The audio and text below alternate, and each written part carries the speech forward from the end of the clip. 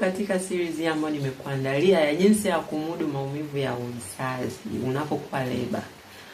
Kuna njia nyingi na hii series tutakuwa tukiongelea njia mbalimbali. Tunakwenda kuongelea jinsi ya kumudu maumivu ya uzazi ukiwa leba bila dawa. Okay? Unapoenda leba unatakiwa uwe una mbinu ambazo zitakusaidia wewe kumudu maumivu ya uzazi. Okay? Maumivu ya leba naweza kusema ni ya kiakili zaidi, yanaanzia akilini zaidi kuliko kimwili. Sasa najua kama wewe bado hujajifungua kabisa au haujawahi kwenda leba bado, ni ujauzito wako wa kwanza, labda unahisi kwamba ni tofauti na ninavyoongea, labda physical au kimwili itakuwa ni maumivu zaidi kuliko bila inavyokuwa kiakili. Lakini ukweli ni kwamba unatakiwa ujiandae kiakili zaidi kuliko vile unavyojiandaa kimwili. Ni 80% kwa 20. 80 kiakili na kimwili ujiandae inachukua 20%. Kwa mfano unapovunja mfupa, yani inachukua sana kimwili zaidi, kwa sababu ni mfupa umevunjika, na sawa akili inaweza ikahusika, lakini kwa uzazi ni tofauti, kwa sababu unakuwa unaelewa ni nini kinachoendelea na nini kitatokea baada ya hapo. Kwa hiyo akili yako inatakiwa ijue hivyo vitu ili uwe na uvumilivu wa kumudu yale maumivu.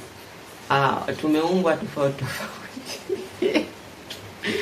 Wengine wanaweza wakamudu maumivu. Samahani, nimekumbuka shule, unakuta mtu anaweka mkono hivi anachapa hageuki fimbo 5 6, ila mwingine ile moja tu ikishuka.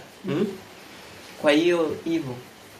Lakini ukijua ni nini kinachoendelea kwenye uzazi ni rahisi, kwa sababu kama wewe ni mwanamke, yani it's given, yani umeumbwa kwa ajili ya uzazi, kwa hiyo it's okay.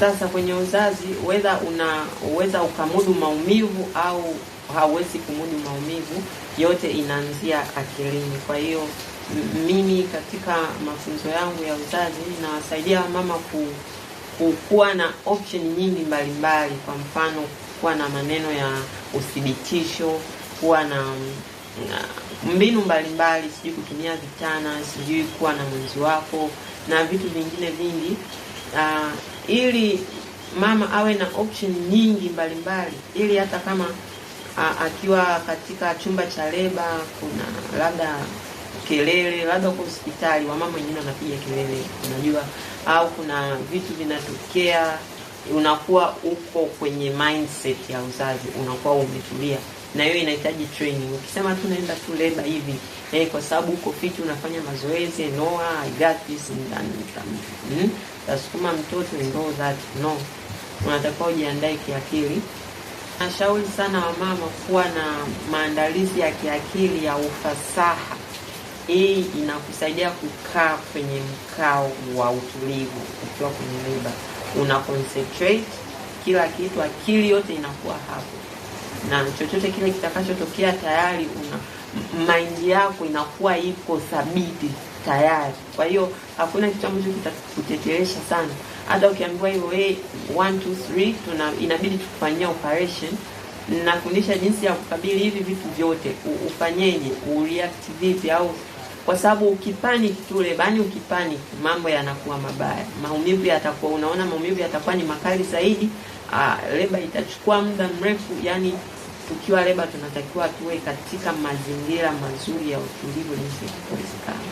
So maandalizi ya kiakili ni muhimu sana, Kwa hiyo vile utakapothibitisha akili yako, vitu vyote utakavyokuwa ukifanya kimwili unafanya kwa ushirikiano. Ukienda tu fiti kwa sababu wewe ni fiti mwembamba au sijui mrefu nini, unaona unanyoka kubwa, mtoto tu atatoka, utafika mind yako haijawa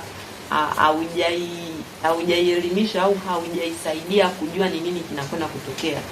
Utafika maumivu ujui yanaendaje, itakuwaje, itafika sehemu utashindwa, au utakuwa na wakati mgumu, labda hautashindwa, utaendelea, lakini utakuwa na wakati mgumu sana. So ni vizuri ukafanya kazi na mwili wako kiakili, kimwili, lakini hata kiroho. Wengi, kila mtu ana imani, tunamwamini Mungu, kwa hiyo jiandae kwa namna zote tatu. Kwa hiyo ushauri wangu katika hii video yangu fupi ni kwamba hakikisha umejiandaa kiakili, kimwili, lakini pia kiroho. Tafuta kozi, jielimishe. Ninapenda kusisitiza jielimishe, kwa sababu mimi nimepata experience yote. Nilifungua kwa operation, nika dive deep, nikasoma, nikachunguza, nikakutana na vitu vingi ambavyo vilinifungua akili, na nikasema hapana, siwezi kukaa na hiyo peke yangu, lazima niwaambie wamama huko nje kwamba actually tunatakiwa kufanya hivi, hii itakusaidia kufanya hivi, na utakuwa na uzazi mzuri sana, I guarantee you, na kuhakikishia hiyo. Kwa hiyo hakikisha unatafuta kozi, unajielimisha. Kama hujui ni wapi, unaweza ukaanzia hapa kwa kusubscribe katika channel hii. Ninakuja na vitu vingi zaidi vizuri vinakuja, na utaweza kuwa na experience nzuri sana ya uzazi.